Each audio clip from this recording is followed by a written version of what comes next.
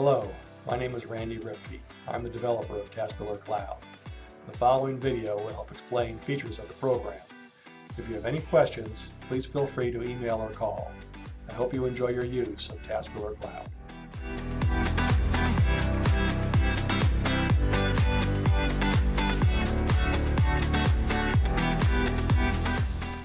Hello, this is Randy Ripke. I'm coming to you from my new pandemic office, which is at the house, which, like many of you, is our new work from home facility. It's also my combination Zoom video conference studio. This area is normally occupied by the grandkids, and they were actually here a couple weeks ago, which was nice, but generally it's vacant these days, and so I've turned it into my office, and Lori has commandeered my office downstairs to run the answering service. So here we are.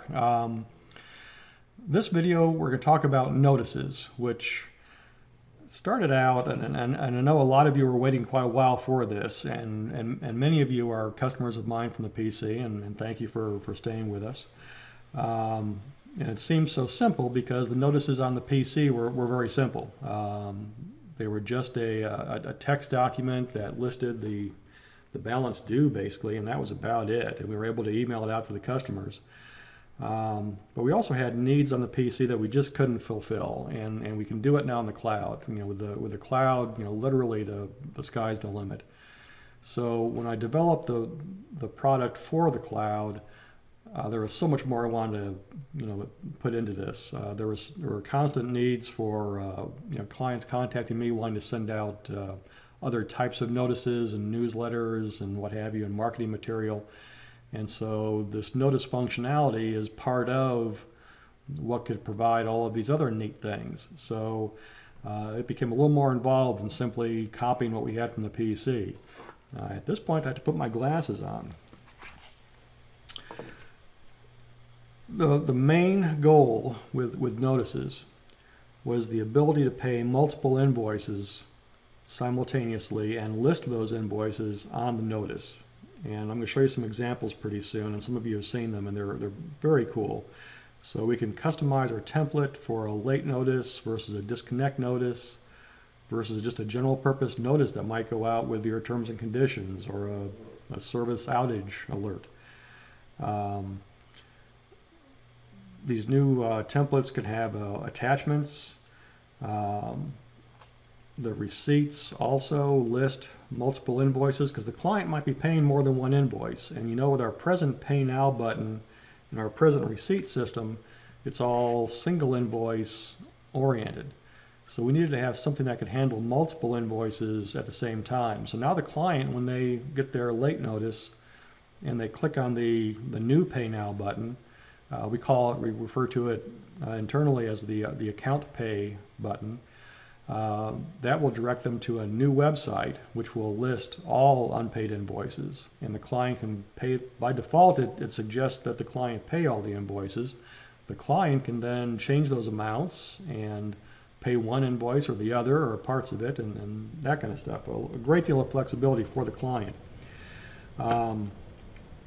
Also, with the new web page, we have something called white labeling, which those of you may be familiar with the term. This is where you can have your company logo on the web page instead of mine. Right now on the single account or single invoice web pages, the client is seeing the generic TASbillerCloud graphics and logo. Now with the white labeling, you can put your company logo on the website, and the client only sees your company name and doesn't see TASbillerCloud. I'm going to start by discussing how to set up your logo to begin with. So I'm going to minimize this for now. And I have a sample graphic on the screen that's ready to go. So I'm going to, this is a graphic that has my logo already pre-made, but I want to show you how I do these with Paint. So I right click on the file, I choose Open With, I then choose Paint. And Paint's a pretty easy program to work with.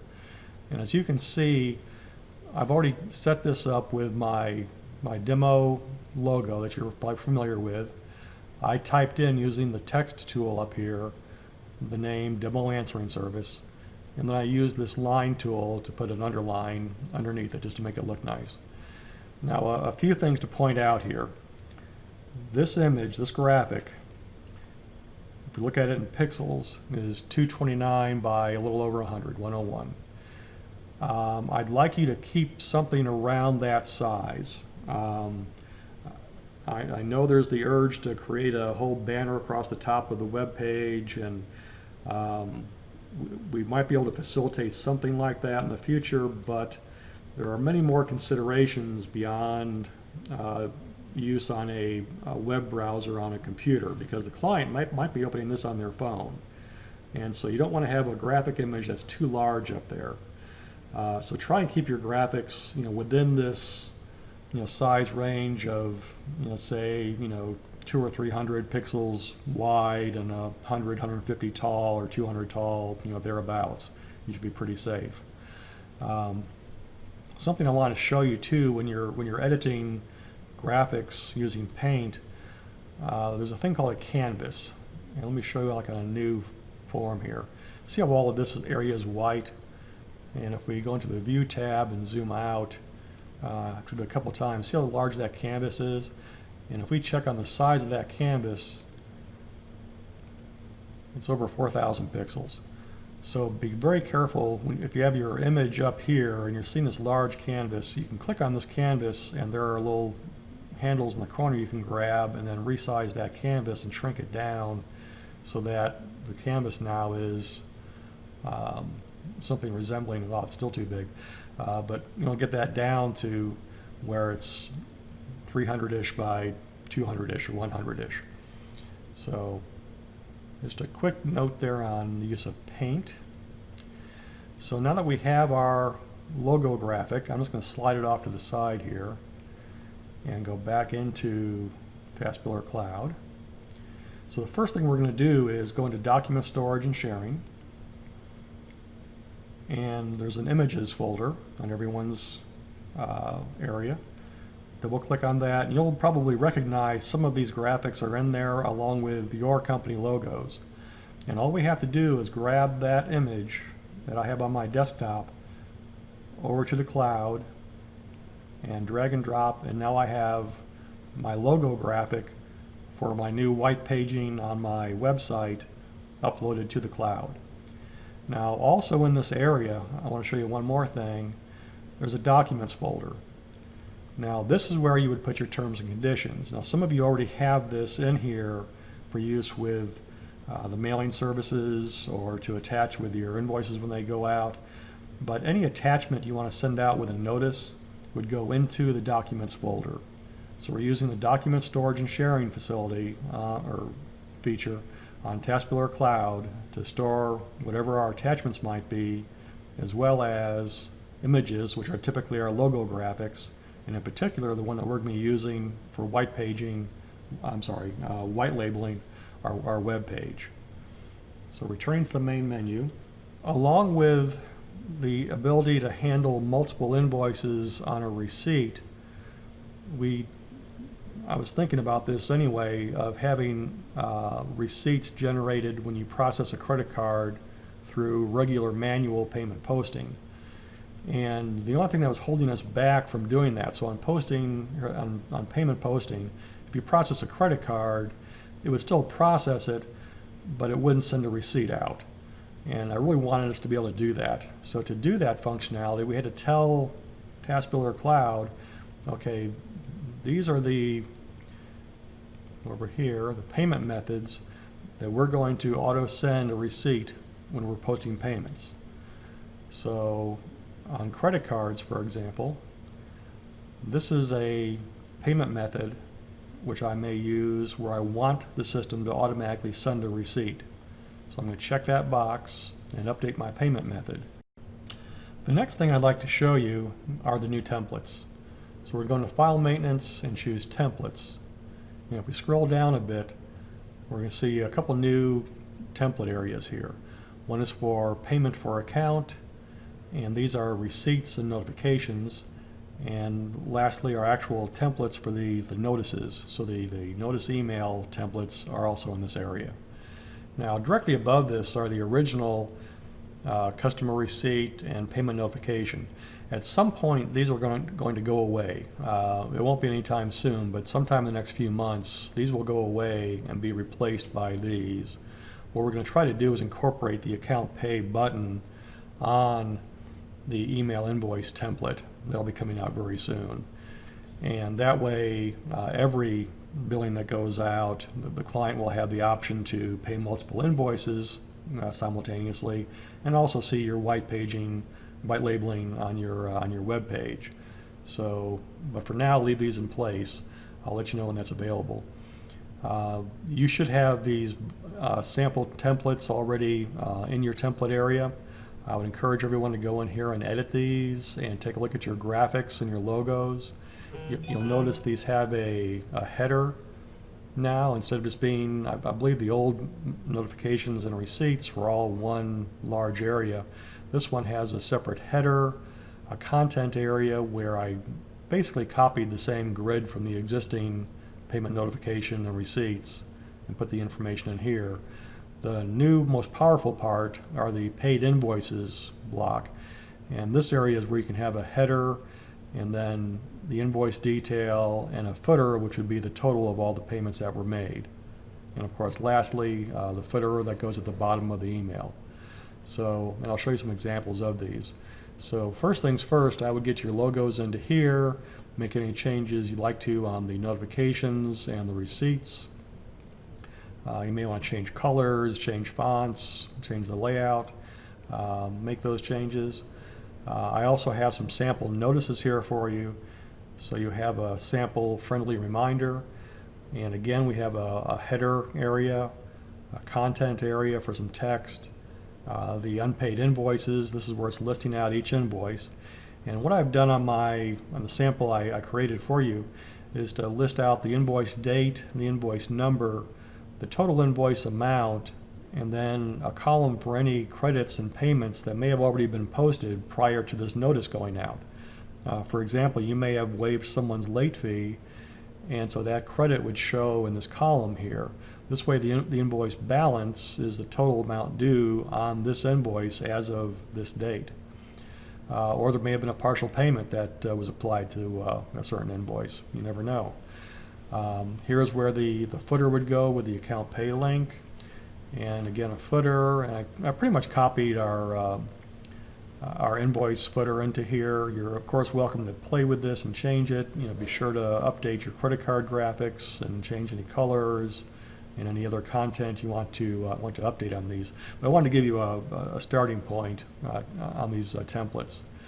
The disconnect notice is essentially a copy of the friendly reminder, but I've changed the colors to this bright red, which is stands out quite a bit. And of course, different verbiage. And you're welcome to change these, the content that's on these. Otherwise, it's pretty much the same layout as the friendly reminder, although it's not quite so friendly.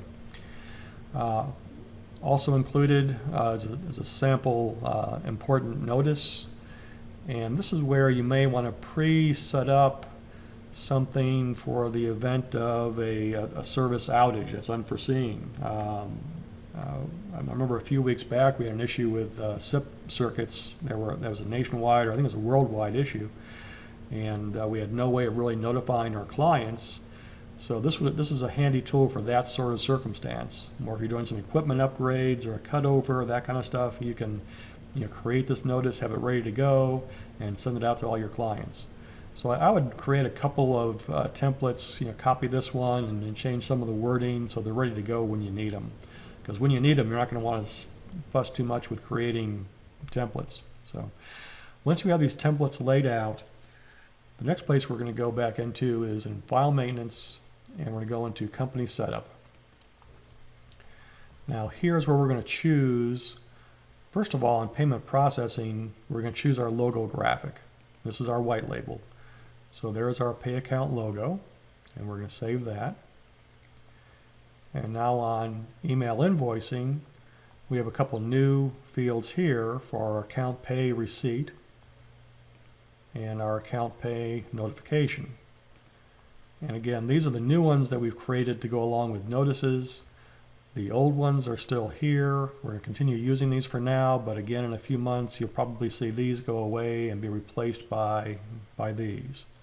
And these can all be set on a per company basis as well. So lastly, I'm going to go back to the main menu here, and the notices function is actually in the utilities menu, and you'll see notice distribution. This is the selection tab where we're going to choose the clients to receive our notice. By default, it selects only customers with a balance and billable accounts. I can't imagine where you'd want to send a notice out to disconnected customers, but you have that functionality if you need to. I would probably leave that one checked. The option with balances only, say you're sending out a newsletter, you might want to uncheck that because you want the newsletter to go to everybody. And along those lines, you may want to include customers who might be otherwise exempt from getting a late notice. So when we choose these options here and click refresh, you'll notice that account 4010 shows up now, so Dr. Smith will receive this notice that we send out. Now to choose all of these, we would check this box up here and you'll see everyone is selected. You can then, if you want to, deselect certain customers to not receive the notice, and then you're ready to distribute. So on the distribution tab, we would check the type of notice we want to send out and choose an attachment if we want to. And then we have various email options. And you'll know on the cloud there's an email address field for the billing email address. There's also that alternate email address field for non-billing email communications. So I think the programmers have covered every possibility of use one or use both, or use this one first, and if it's blank, use the other, and so forth. So if we miss something, let me know, but I believe all the options here are covered. So you can send a notice out that would go to the non-billing email address set, but if it's blank, then it goes to the email address set. If you're sending out a service notification, you probably wouldn't want to send that to the billing department, for example. So you may just want to have that going to the non-billing, and then if there isn't one there, then use the invoicing. You can preview these notices.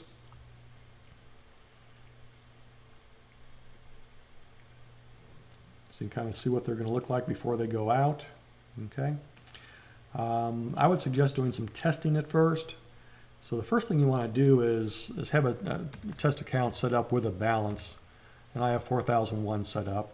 So I can take this account and I'm going to click on my email button, and it's going to say, are you sure? Because you're about to email a friendly reminder to the selected customers.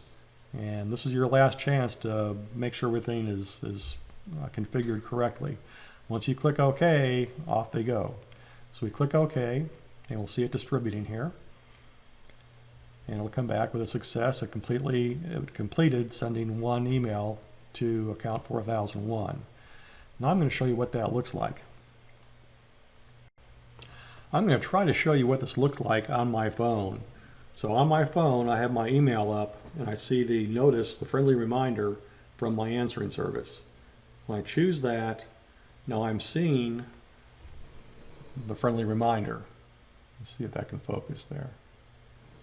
So the customer sees a very nice looking presentation of a friendly reminder with the Pay Now button. When we click on the Pay Now button, we are now redirected to a website where there's white labeling going on with my company logo, the unpaid invoices are listed, and an option to continue with my credit card data entry. So if I click the next button, it's now prompting me to plug in credit card information, again with your company logo at the top. So a neat option we have on here is the function where it has Scan Now. You see that button there by the credit card number? So I'm going to click on that and hold my credit card up.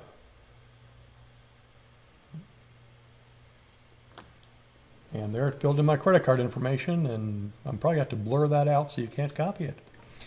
So at this point, the client can submit this for payment, and you'll be sent a notification. The client is sent a receipt as usual, and the payment is posted immediately to their account, just as always. I think that wraps up notices. If you have any questions, of course, feel free to call. I hope you enjoy. Thank you. Bye-bye.